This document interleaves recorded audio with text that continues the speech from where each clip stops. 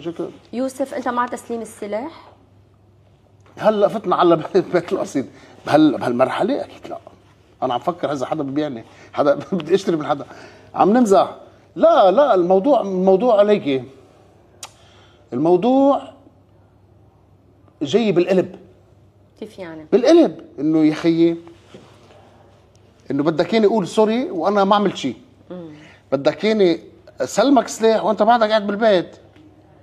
طيب بدك اياني سبك وانت بتحبني، بدك اياني حبك وانت بتسبني، يعني كل التناقضات في وحده قبل الثانيه. حكى انه سلاح ضمن الشرعيه، ضمن يعني كل بالمنطق العام. نشيل المزح على جنب، نشيل المزح والجدليات والعواطف، نشيل المزح والسياسه على جنب. كل بلد حسب ما بنعرف نحن انه في جيش واحد وسلاح واحد.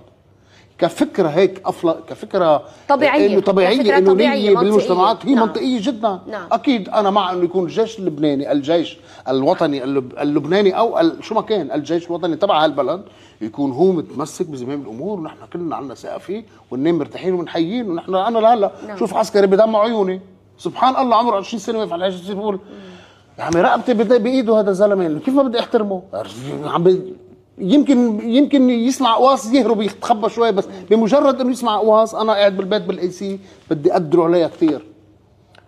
من حيث المبدا العام ايه اكيد لازم يكون السلاح وخلص، لازم الناس تفكر بغير مكان، مش دائما بالحرب.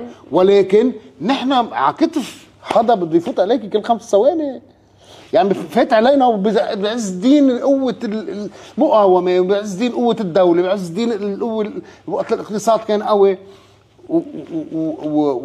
ويعني مش عم يفهموا الناس انه نحن مش من يعني نحن بس نقول نحن بحكي عن اللبناني كله، مش نحن انا كممثل عن جهه معينه، لا انا كلبناني انا بعرف بغزير شو بيحكوا كمان. ما تصدقوا الاعلام في بغزير بحب المقاومه اكثر من الجنوبيين، صدقيني. بعرف. مش المقاومه كتبعيه ايرانيه ولايه الفقيه، ما عم بحكي انا سياسي، انا عم بحكي في شباب هونيك.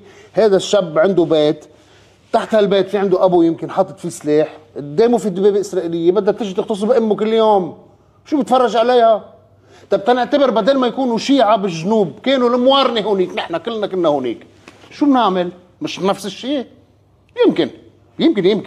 يمكن يخلقوا عقيده معينه تصير هيك، فهمتي شو قصدي؟ بس انه ما بصير هيك، ما بصير. يعني كانه نحن بنحب نقاتل الغير، نحن مش عم نقاتل الغير، نحن عم ندفع نحمي حالنا من حدا اجى يقتل كلنا. يعني هذا المبسوط هلا انه ياي هلا اجوني بعمراني، اول شيء رح تكلها جوني مرت الجاي.